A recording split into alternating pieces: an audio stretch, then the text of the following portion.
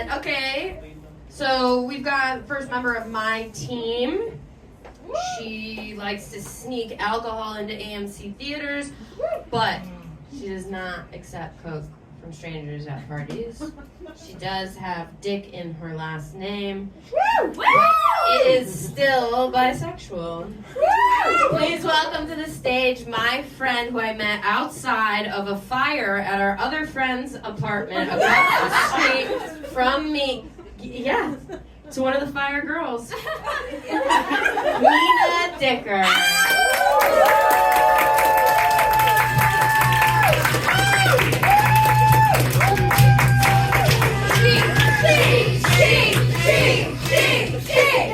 Stop. That feels homophobic. Problematic. That feels bad. Hi, my name is Nina Dicker. That is D-I-C-K-E-R, like penis.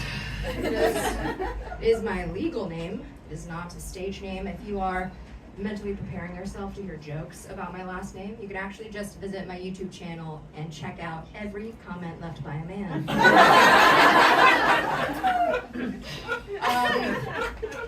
A lot of people see me talk online about my body and my sexuality, and they think it's cool to call me a slut. Yeah, I prefer to think of myself as a very competitive bisexual. I recently wrote and published a book called Tangerine, Vagina. It is available on Amazon for $15, but if you want one and you just like come up and talk to me today, I will literally just give it to you for $25. So I would love to tell you all the story that catapulted me to, and this is true, number 69 on Amazon's Humorous Erotica bestseller, which Amazon doesn't have a Humorous Erotica bestseller list. Someone at Amazon has a great sense of humor. So let me set the scene. It is my freshman year of high school, and my dad and I are not friends. We hate each other, but it's okay because most people hate my dad, including my therapist. You know it's bad when your therapist is like, what if you never talk to him ever again? I think maybe that's healthier than what's going on right now.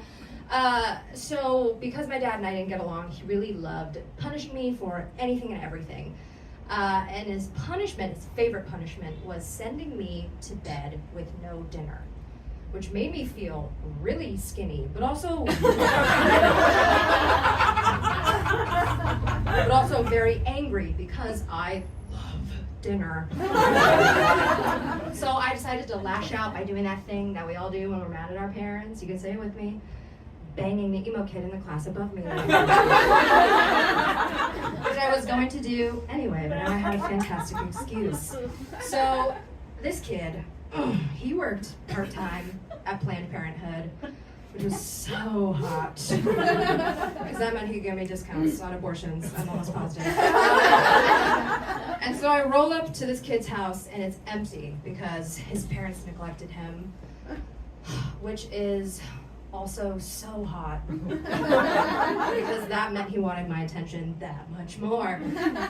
And so as we're making out with each other, out of his back pocket, he whips out a packet of Tangerine scented lubricant that he'd lifted from our local Planned Parenthood.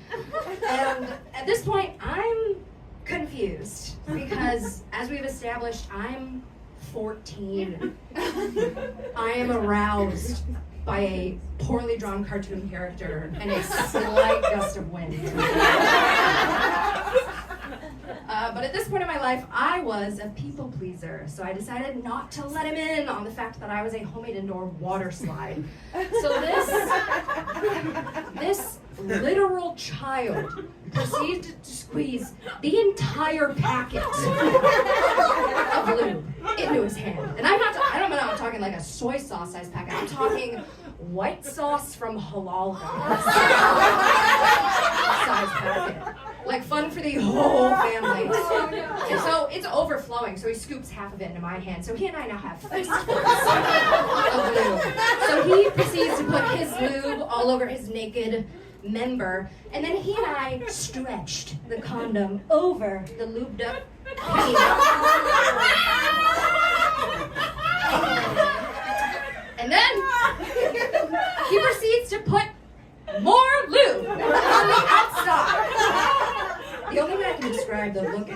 picture of this man's slinging region is, we all look old enough. Do we remember that toy from the 90s? It was a tube filled with oil and glitter. And there was a hole in the middle, and it was squishy, and you couldn't really hold on to it.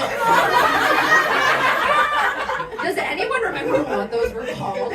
I had such trouble finding them. All I did was Google baby's first pocket pussy, and it popped right up.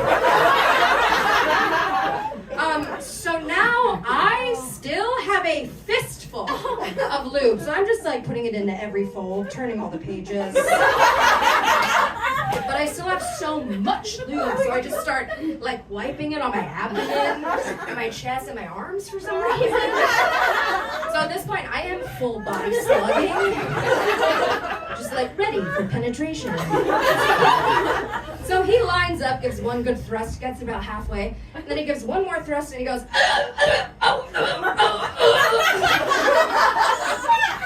and then he rolls over, and then he gets up. And he starts getting dressed. And then he looks down at me, a slip and fall victim.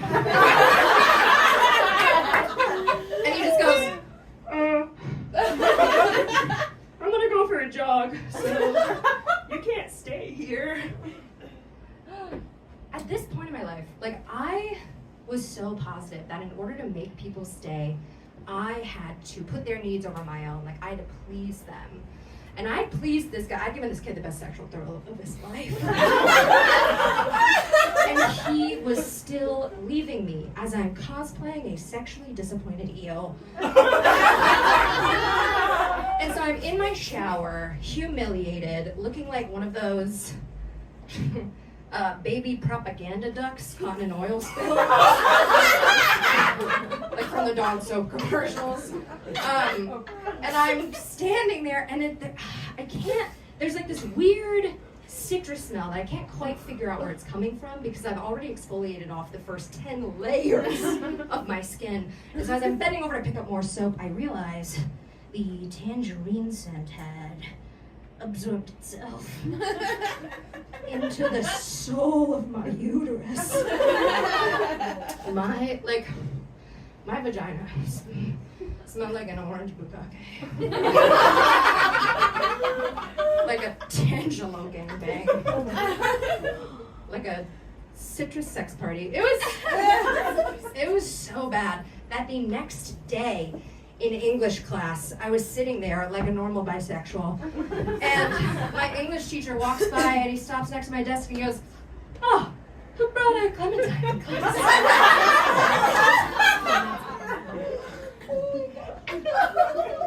The tangerine scent did fade eventually, but knocked my inclination to people please to a fault.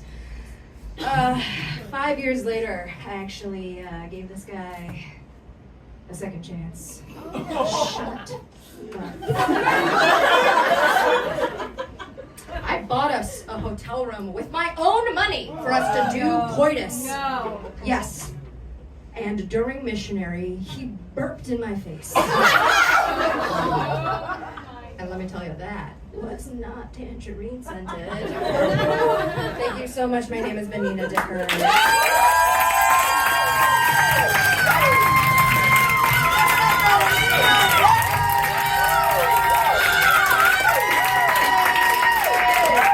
Oh, amazing. But my team is going to be better